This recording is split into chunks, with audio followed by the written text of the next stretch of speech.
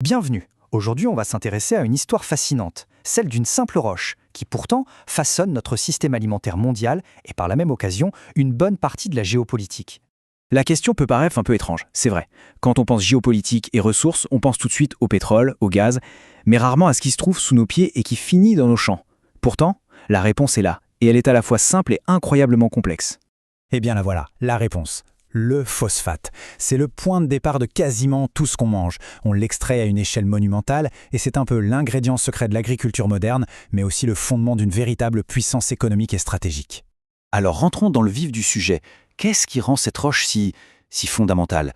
Pour comprendre, il faut s'intéresser à l'élément clé qu'elle contient, le phosphore.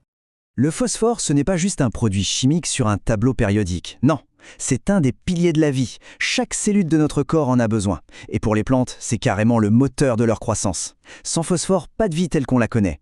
Et c'est ça le point crucial aujourd'hui. L'agriculture intensive, celle qui doit nourrir des milliards de personnes, est complètement dépendante des engrais. Et pour le phosphore, il n'y a pas de plan B, pas de substitut synthétique. On doit l'extraire du sol, roche après roche. Le contraste est saisissant, il n'y a pas d'autre mot. Passer d'une agriculture sans phosphate à une agriculture moderne, c'est la différence entre la pénurie et l'abondance. C'est ce qui a permis de nourrir une population mondiale qui a explosé au cours du siècle dernier. Son importance est donc absolue. Bon, on a compris que le phosphate est vital. La grande question maintenant, c'est d'où est-ce qu'il vient?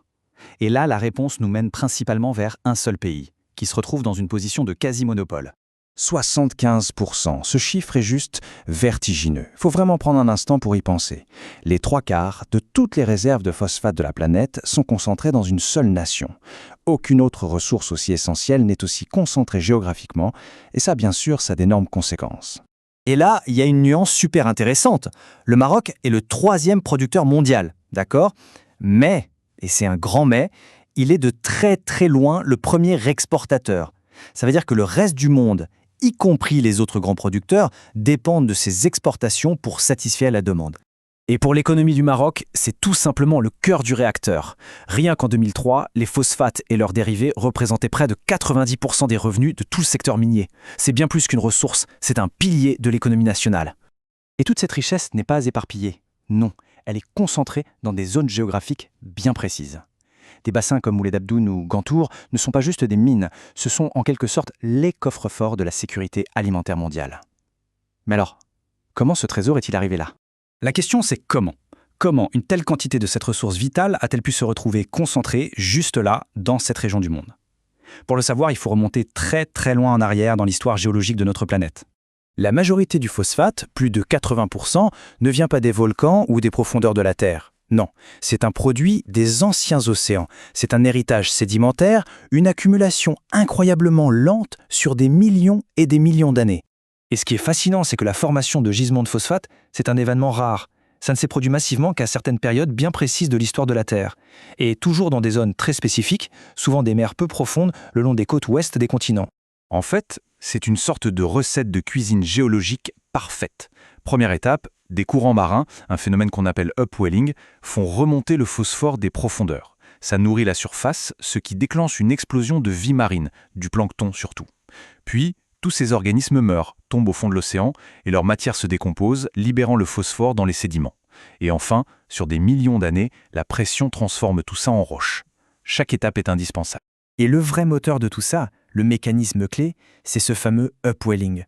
On peut l'imaginer comme une immense pompe naturelle, un tapis roulant de nutriments qui fertilise les eaux de surface et qui démarre toute la chaîne biologique qui, bien plus tard, donnera naissance à ces gisements.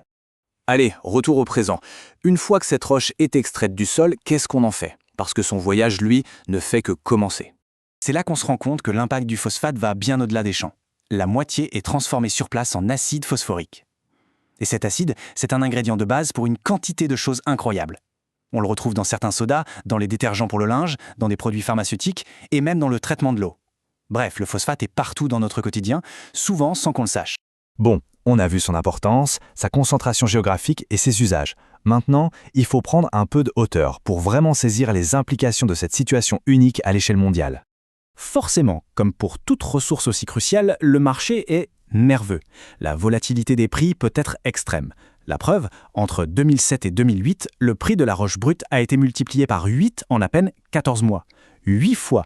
Ça donne une idée de la vulnérabilité de notre système alimentaire mondial face à un choc sur ce marché. Cette analogie, elle est parfaite. Elle résume tout. Le Maroc et ses phosphates sont pour la nourriture mondiale ce que le Golfe Persique et son pétrole sont pour l'énergie mondiale. Le contrôle de cette ressource donne une influence géopolitique absolument considérable. Et voilà, on arrive au cœur du sujet. On a une ressource qui n'est pas infinie, qui est essentielle pour nourrir des milliards de personnes, pour laquelle il n'existe aucun substitut et qui est concentrée dans une seule grande région du globe. C'est l'une des équations géopolitiques fondamentales de notre siècle. C'est donc la question qui reste en suspens. Avec une population mondiale qui continue de grandir, qu'est-ce que ça signifie pour l'avenir de notre sécurité alimentaire qu'une seule nation détienne la clé ? La gestion de cette ressource et la stabilité de cette région façonneront notre capacité à nourrir l'humanité demain. Une réflexion à garder en tête la prochaine fois qu'on regarde son assiette.